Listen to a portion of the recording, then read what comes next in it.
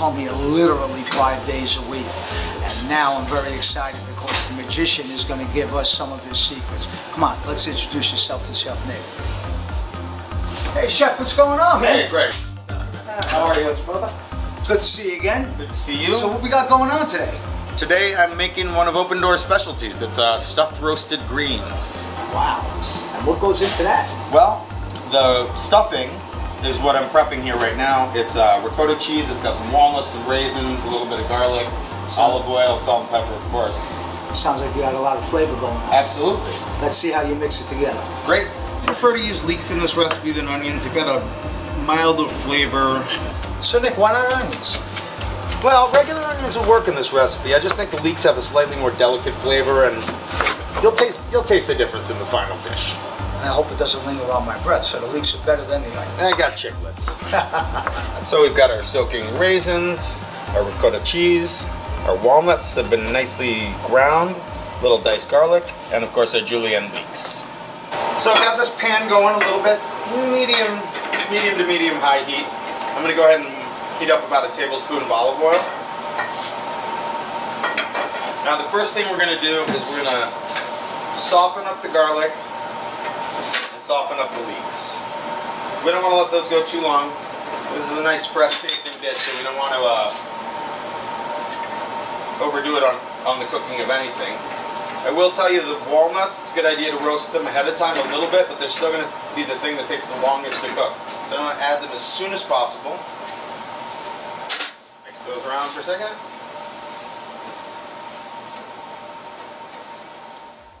We're going to add the raisins. You can hear those sizzling. That's that little bit of excess water that we had in there before. And I'm going to get my cheese ready. I'll give this a little bit of a stir. We're going to add the ricotta. Now the thing about this is we're not trying to cook the cheese at all. All we're trying to do is just take a little bit of the moisture out. You'll see later that we're going to use this as our stuffing, and if it's too liquidy, it's not going to stick. So stir it around for a couple minutes, let it start to evaporate some of the water out of there, and finally we're going to season it. A little bit of salt, and a little bit of pepper, but not too much. We don't want it to be a real spicy dish.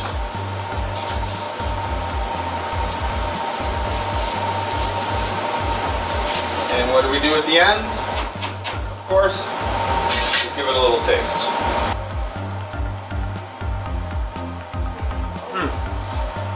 Not to toot my own horn, but that's delicious.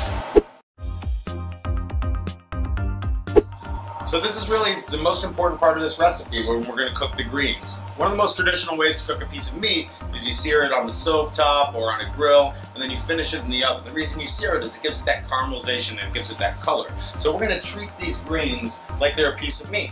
We're going to sear them on this grill, we're going to give them that color, we're going to take them off, and you'll see how we finish them in the oven later. So don't be afraid to use plenty of olive oil and make sure that your griddle or your grill is nice and hot. These are going to cook pretty quickly, so keep your eye on them.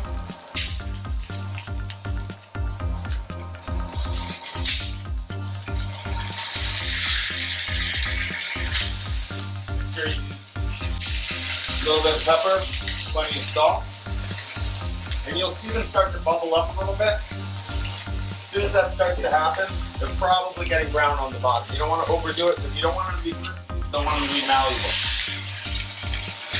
I'm going to flip these really quick. Season the other side.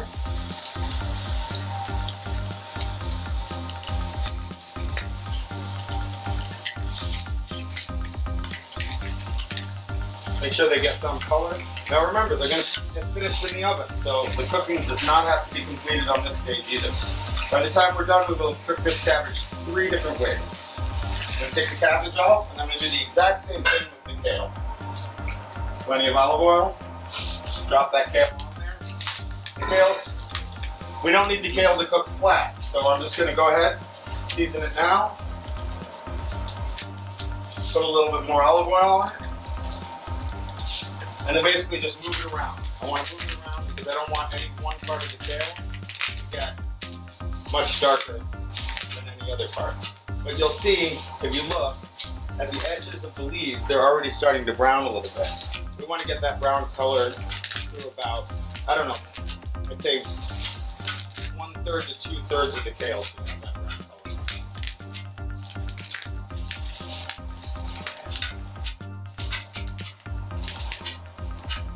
See how it's browning up nicely? It's also softening up. You'll see it's shrinking a little bit, but it's still maintaining that really pretty shape that kale has.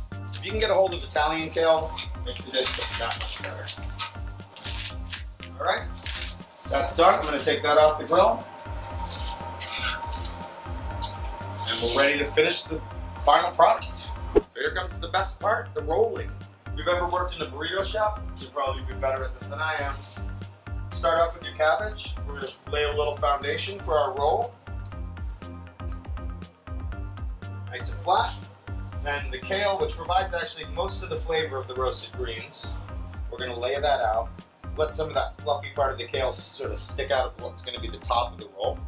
And then you're filling.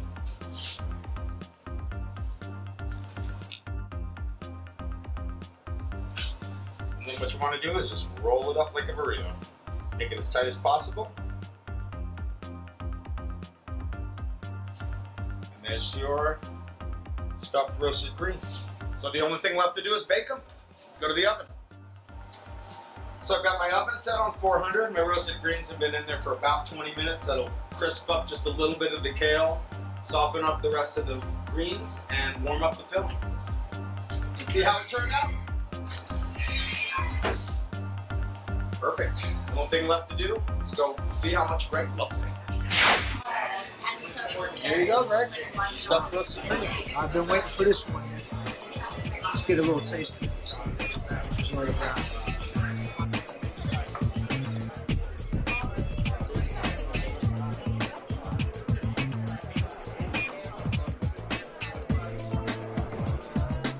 This is spot on. I'll tell you, folks back home, the mixture of the ricotta cheese with the offset of the sweetness of the raisins, the cabbage, light crispiness, just pulls this whole dish together. Really unbelievable.